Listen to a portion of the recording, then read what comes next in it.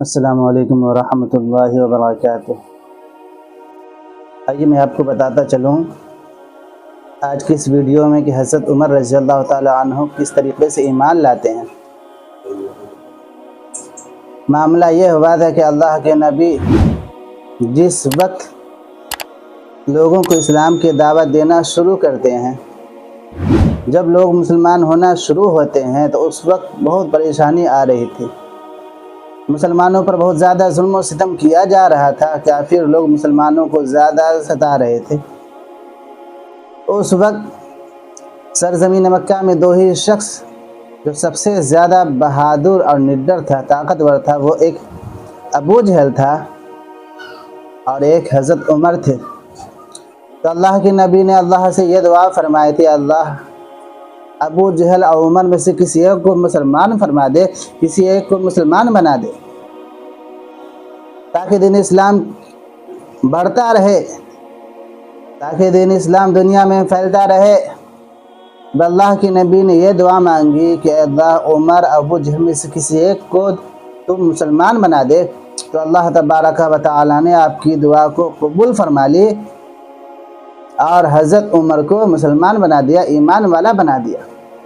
واقعہ کچھ اس طرح سے پیش آتا ہے کہ حضرت عمر رضی اللہ تعالی عنہ ایک روز مکہ کے گلی سے گزر رہے تھے کہ ان کی ملاقات ایک قریشی شخص سے ہوئی جن کا نام حضرت نعیم بن عبداللہ تھا۔ یہ اس وقت اپنی قوم کے خوف سے اپنے اسلام کو چھپائے ہوئے تھے۔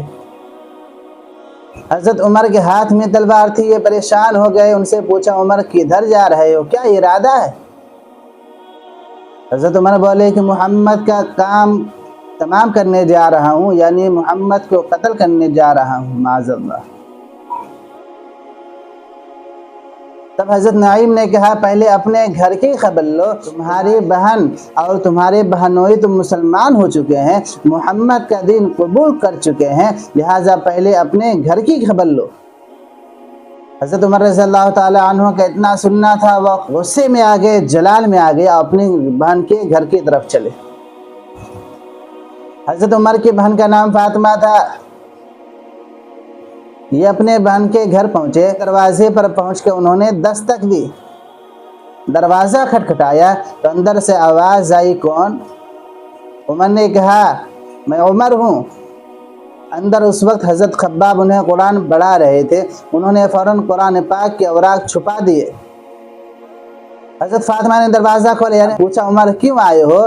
عمر نے اپنے بہن کو اسی وقت ماننا شروع کر دیا اور کہا میں نے سنا ہے تو نے بے دینی اختیار کر لی ہے، تو نے اپنے پرانے دین کو چھوڑ کر محمد کا دین قبول کر لیا ہے۔ یہ کہہ کر بہن اور بہنوئی کو ماننا شروع کر دیا، پیٹنا شروع کر دیا، یہاں تک کہ وہ لوگ لہو لہان ہو گئے، خون میں آلودہ ہو گئے۔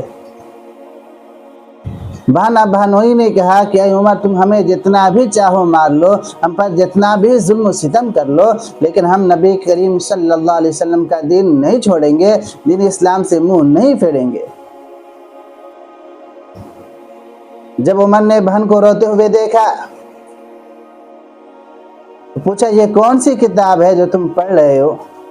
فاطمہ نے کہا یہ وہی کتاب ہے جو اللہ کے رسول پر اللہ نے نازل فرمایا ہے۔ عمر نے کہا کہ مجھے بھی وہ کتاب دکھاؤ جو تمہارے رسول پر نازل ہوئی ہے۔ تو اس وقت بہنوئی نے کہا نہیں، اسے پاک لوگ ہی چھو سکتے ہیں، لا یمس الا المطہرون، کہ اس کو پاک لوگ ہی چھو سکتے ہیں، لہٰذا تم اسے نہیں پڑھ سکتے۔ پھر حضرت عمر نے پوچھا تو کیسے پڑھ سکتا ہوں؟ تو جواب دیا گیا کہ پہلے تم غسل کر لو۔ چنانچہ حضرت عمر رضی اللہ تعالیٰ عنہ غسل کر کے پاک ہوتے ہیں، پھر اس کے بعد جب قرآن کے اجزاء ان کے ہاتھوں پر دیا جاتا ہے، جیسے ہی بسم اللہ پڑھ کر پڑھنا شروع کرتے ہیں تو اللہ تبارک و تعالیٰ کا ہیبت اس قدر ان کے دل پر بیٹھ جاتا ہے کہ ان کی داڑھی آنسوؤں سے تر ہو جاتی ہے، ان کی داڑھی آنسوؤں سے بھیگ جاتی ہے اور ان پر ہیبت طاری ہو جاتی ہے۔ حضرت عمر پھر کہتے ہیں کہ مجھے بھی محمد کی بارگاہ میں لے چلو، مجھے بھی ان پر ایمان لانا ہے، مجھے بھی رخ زیبا کی زیارت کرنی ہے، مجھے بھی نبی پاک صلی اللہ علیہ وسلم کا دیدار کرنا ہے، مجھے بھی دین اسلام قبول کرنا ہے۔ یہ کہا کر انہیں نبی کریم صلی اللہ علیہ وسلم کی طرف لے کر آیا جاتا ہے۔ اس وقت ہمارے نبی کریم صلی اللہ علیہ وسلم اور کچھ صحابہ اکرام بیٹھے ہوئے تھے۔ جیسے ہی حضرت عمر ہاتھ میں تلوار لیے ہوئے نبی کی بارگاہ کی طرف آتے ہیں، ایک صحابہ دوڑ کر نبی کو یہ خبر دیتے ہیں کہ عمر غصے میں اپنے ہاتھ میں تلوار لیے ہوئے آ رہا ہے۔ تو اس وقت حضرت حمزہ جو کہ ایمان لا چکے تھے، جو کہ ہمارے نبی کے چچا تھے، انہوں نے کہا گھبرانے کی کوئی بات نہیں، آنے دو، اگر عمر اچھے نیت سے آتا ہوگا تو اچھی بات ہے، اگر برے یا غلط ارادے سے آتا ہوگا، برے نیت سے آتا ہوگا تو اسی کی تلوار سے اس کی گردن مار دی جائے گی، انہیں قتل کر دیا جائے گا۔ یہ حضرت حمزہ نے کہا۔ اس وقت حضرت عمر رضی اللہ تعالیٰ نبی کی بارگاہ میں حاضر ہوتے ہیں۔ نبی نے فرمایا عمر کیوں آئے ہو، کس لیے آئے ہو؟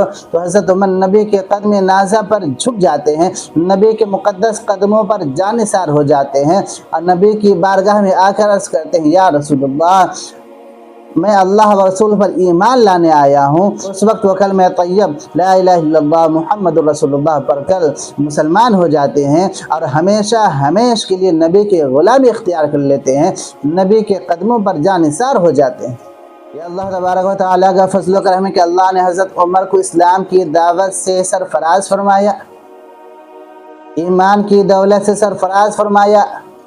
یہی حضرت عمر ہیں کہ جن کے ایمان لانے سے قبل، ایمان لانے سے پہلے مسلمانوں کا حال کیا تھا، سماعت کیجئے کہ جب تک حضرت عمر ایمان نہ لائے تھے، جب تک مسلمان نہ بنے تھے، کچھ ہی لوگ ایمان لائے تھے، 39 لوگ اس وقت ایمان لائے تھے جو چھپ کر نماز پڑھا کرتے تھے، چھپ کر اذان دیا کرتے تھے، لیکن اللہ نے حضرت عمر کے صدقے میں مسلمانوں کو اتنی طاقت بخشی، اتنی قوت بخشی کہ جیسی حضرت عمر 40 نمبر پر ایمان لاتے ہیں، اس کے بعد ایمان لانے کے بعد کھلے عام طور پر اذان ہوتی ہے، کھلے عام طور پر نمازیں ادا کی جاتی ہے۔ حضرت عمر فرماتے ہیں کہ اگر کسی کی ہمت ہے تو آؤ، ہمیں نماز پڑھنے سے روک کر دکھاؤ، ہماری اذانوں کو بند کر کے دکھواؤ۔ لیکن قسم خدا کی حضرت عمر وہ تھے جو اپنے ہاتھ میں اگر تلوار لے کے نکلتے تھے، پورا مکہ شہر ہل جاتا تھا، کسی کی ہمت نہ ہوتی تھی کہ حضرت عمر کے سامنے آئے، ان کے سوال کا جواب دے یا ان سے مقابلہ کرے۔ یہی وجہ ہے کہ جب حضرت عائشہ نے کہا تھا یا رسول اللہ کوئی شخص ایسا ہے جن کی نیکیاں ستاروں کی طرح ہے، ستاروں کے برابر ہے، تو اللہ کے نبی نے ارشاد فرمایا تھا اے عائشہ سن لو، وہ عمر ہیں جن کی نیکیاں ستاروں سے بھی زیادہ ہے۔ سبحان اللہ۔ وہی حضرت عمر جن کے بارے میں اللہ کے نبی نے فرمایا لا نبی بعدی، میرے بعد کوئی نبی نہیں، اگر نبی ہوتا تو وہ عمر ہوتے۔ گویا کہ حضرت عمر کے اندر نبی کی ساری صفتیں موجود تھی، تمام خوبیاں موجود تھی، اسی لیے اللہ کے نبی نے فرمایا کہ میرے بعد اگر کوئی نبی ہوتا تو وہ عمر ہوتے۔ اللہ تبارک و تعالیٰ سے دعا ہے کہ اللہ تبارک و تعالیٰ ہم تمام مسلمانوں کو حضرت عمر رضی اللہ تعالیٰ عنہ کے نقش قدم پہ چلنے کی توفیق عطا فرمائے اور انہی کی طرح نبی پاک صلی اللہ علیہ وسلم سے سچی اور پکی محبت کرنے کی توفیق عطا فرمائے۔ باخر دعوانا ان الحمدللہ رب العالمین۔